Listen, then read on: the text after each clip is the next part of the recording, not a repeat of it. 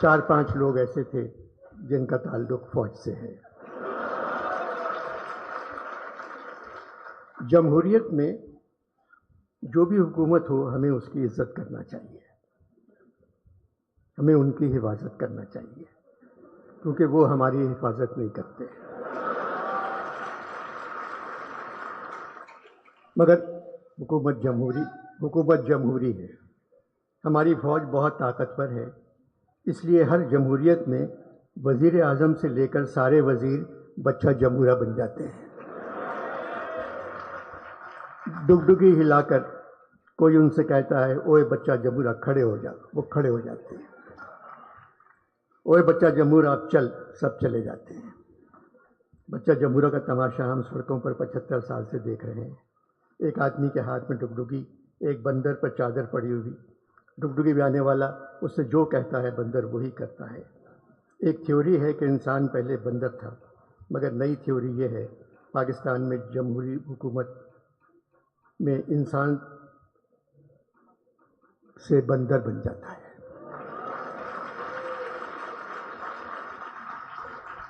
قصور civilian کا ہے، وہ کچھ اچھا کام کر کے ہی نہیں دیتے۔ ہر حکومت میں جتنا اپنا خیال رکھا اس کا آدھا خیال بھی عوام کا رکھتی تو ملک میں ماشاء اللہ کبھی نہیں آتا۔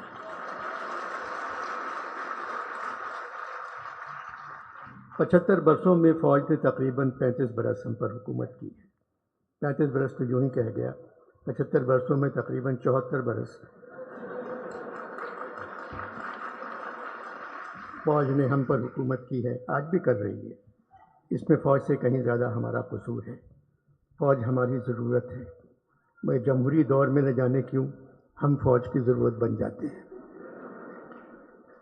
جو سپاہی حکم کے تحت قتل کرتا ہے یا جو سرکاری ملازم قوانین کی تکمیل کروانے میں کسی کو اذیت پہنچاتا ہے، وہ خود کو ذمہ داری سے آزاد سمجھتا ہے کہ حکم کے نوکر ہے۔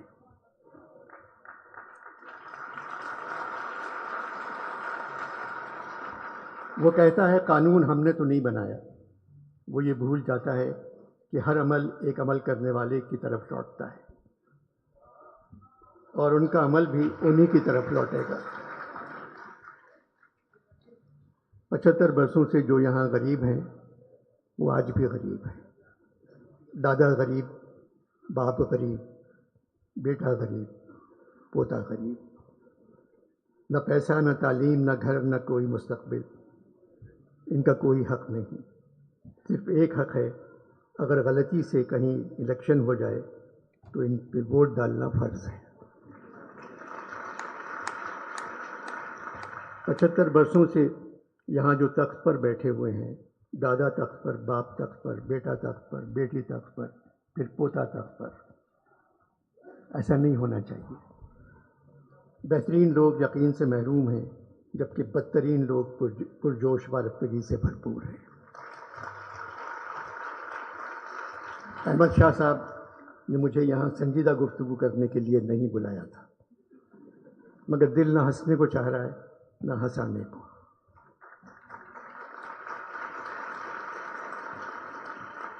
ہندوستان میں پٹھان نے تمام ریکارڈ توڑ دیے ہیں۔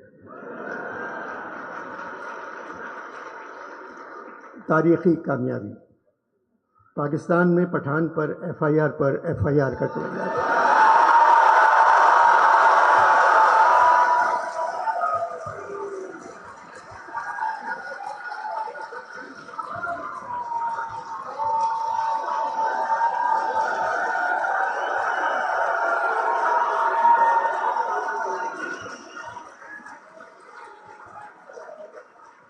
پاکستان میں پٹھان پر ایف آئی آر کٹوائی جا رہی ہے اور موجودہ حالات میں پاکستانی پٹھان کی کامیابی نظر نہیں آتی، مگر سنا ہے آنے والے الیکشن میں پاکستانی پٹھان کی ایڈوانس بکنگ ہندوستانی پٹھان سے زیادہ ہے۔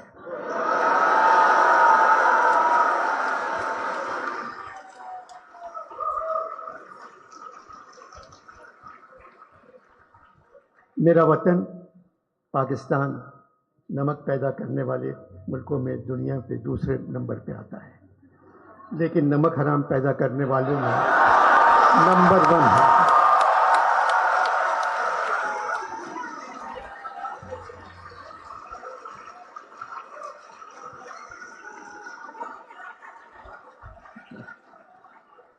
لیکن نمک حرام پیدا کرنے والوں میں نمبر 1 ہے۔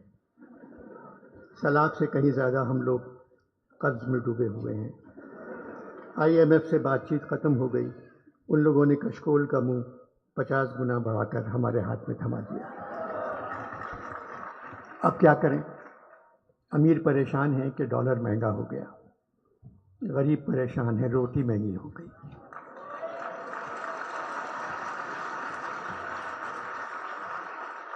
جو حال اس وقت پاکستان کے ہر شہر کا ہے، آگرے کا بھی یہی حال تھا جب نذیر اگرآبادی نے لکھا تھا، جب ملی روٹی ہمیں سب نور حق روشن ہوئے، رات دن شمس و قمر شام و شفق روشن ہوئے، اپنے بیگانوں کے تھے لازم جو حق روشن ہوئے، 2 چپاتی کے برق میں سب ورق روشن ہوئے۔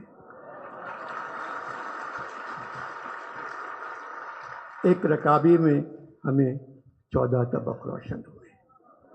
ایک جگہ اور کہا ہے، پوچھا کسی نے یہ کسی کامل فقیر سے، یہ مہر و ماہ حق نے بنائے ہیں کاہے کے؟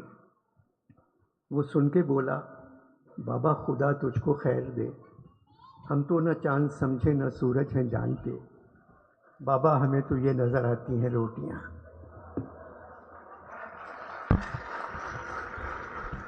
75 سالوں سے جو بھی حکومت آئی، ہم نے صبر سے اس کا مقابلہ کیا، کیونکہ ہمیں یہ قول یاد ہے کہ شیطان بھی بھیس بدل کر کام کرنے میں ہمیشہ کامیاب رہتا ہے۔ ہم تو صرف خاموش بیٹھے تماشا دیکھتے رہتے ہیں، اس نشان راہ سے دور جس کی عادت ہو گئی ہے، اس نقصان کا اندازہ بھی لگانے کی ہمت نہیں رہی جو ہم کو پہنچنے والا ہے۔ محمد احمد شاہ کی اردو سے محبت ان کو لاہور لے آئی۔ میں پہلے کہہ چکا ہوں، کراچی میں 15 سال سے یہ کانفرنس ہو رہی ہے، شہر کے حالات کچھ بھی ہوں، کانفرنس جاری رہتی ہے۔ آرٹ کونسل کے باہر گولیاں چل رہی ہیں اور کانفرنس میں فیض صاحب پر بات ہو رہی ہے۔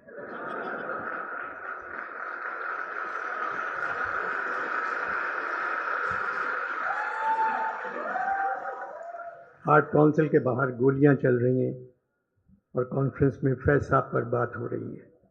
میری جان آج کا غم نہ کر کہ نہ جانے کاتب وقت نے، میری جان آج کا غم نہ کر کہ نہ جانے کاتب وقت نے، کسی اپنے کلمے بھی بھول کر کہیں لکھ رہی ہوں مسرتیں۔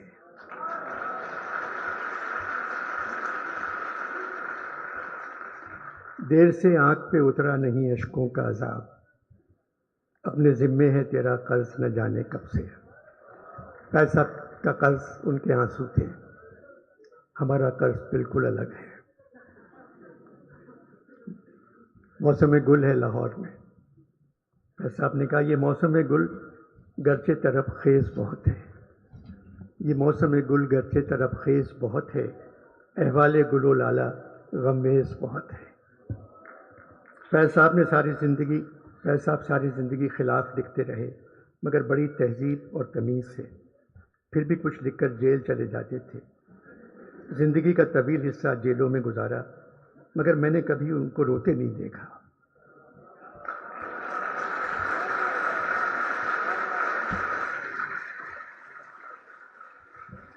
ایک مسکراہٹ چہرے پر بکھری ہوئی ہوتی تھی، کہتے تھے مسکرانے کے علاوہ اور کیا کر سکتے ہیں، نہ ہم بدل سکتے ہیں نہ یہ لوگ بدلنے کے قابل ہیں، جبکہ خود فوج میں کرنل تھے۔ IMF نے حکومت سے کہا وزیروں اور سرکاری افسروں کے اثاثے بتائیں۔ ایک زمانے میں حکومت نے فیض صاحب سے کہا تھا اپنے اثاثے بتاؤ، تو فیض صاحب نے کہا ہم خستہ تنوں سے محتسب ہو، کیا مال منال کا پوچھتے ہو، جو عمر سے ہم نے بھر پایا سب سامنے لائے دیتے ہیں۔ ہم خستہ تنوں سے محتسب ہو، کیا مال منال کا پوچھتے ہو؟ جو عمر سے ہم نے بھر پایا سب سامنے لائے دیتے ہیں۔ دامن میں ہے مشت خاک جگر، ساغر میں ہے خون حسرت میں، لو ہم نے دامن جھاڑ دیا، لو جام الٹائے دیتے ہیں۔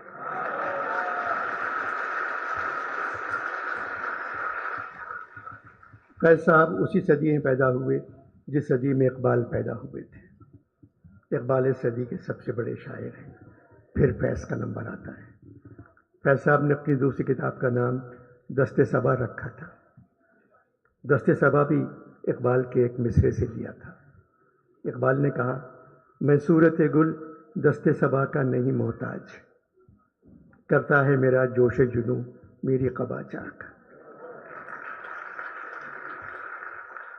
آخر میں جانے سے پہلے دو چھوٹی نظمیں ہیں، ایک زہرا نگاہ کی ہے، ایک فیض صاحب کی ہے۔ دونوں نظمیں آپ پہلے ضرور سن چکے ہوں گے۔ زہرا نگاہ کی نظم ہے، سنا ہے جنگلوں کا بھی کوئی دستور ہوتا ہے،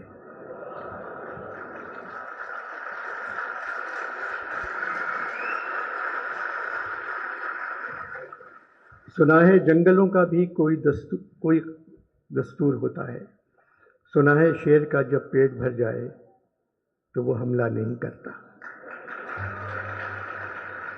یہاں شیر سے مراد نون نہیں ہے، اصلی شیر ہے۔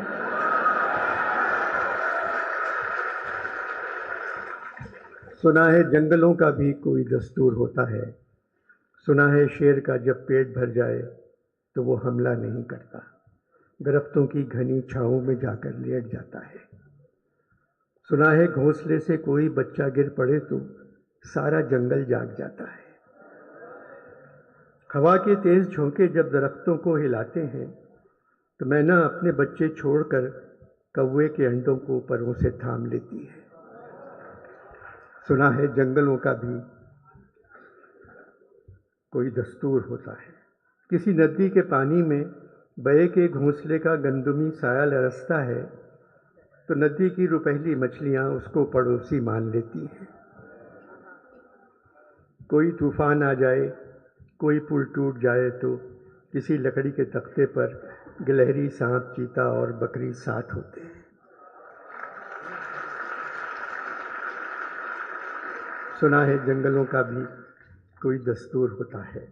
خدا بندہ جلیل و معتبر، دانا و بینا، منصف و اکبر، میری اس سرزمین پر جنگلوں ہی کا کوئی دستور نافذ کر۔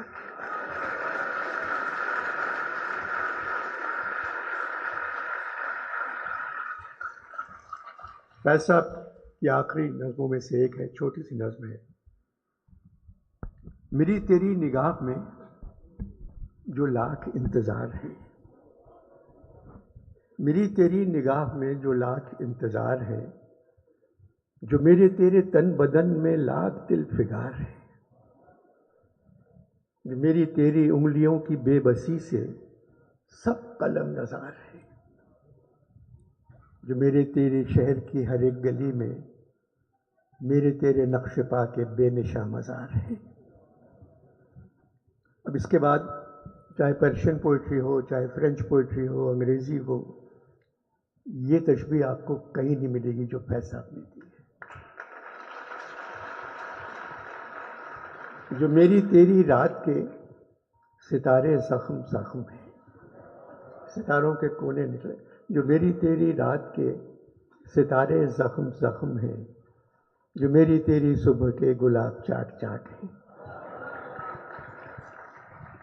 یہ زخم سارے بے دوا، یہ چاک سارے بے رفو، کسی پہ راکھ چاند کی، کسی پہ اوس کا لہو، یہ ہے بھی یا نہیں بتا، یہ ہے کہ محض جال ہے، میرے تمہارے عنکبوت وہم کا بنا ہوا۔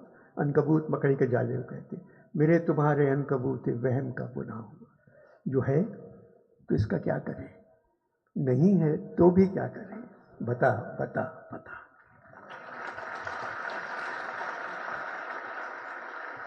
پاکستان کی سرزمین دنیا کی خوبصورت ترین سرزمین ہے۔ بس ایمانداری کی کمی ہے، بے ایمانی کی زیادتی ہے، تعلیم کی کمی ہے، جہالت کی زیادتی ہے، تہذیب کی کمی ہے، بد تہذیبی کی زیادتی ہے، سچائی کی کمی ہے، جھوٹ کی زیادتی ہے۔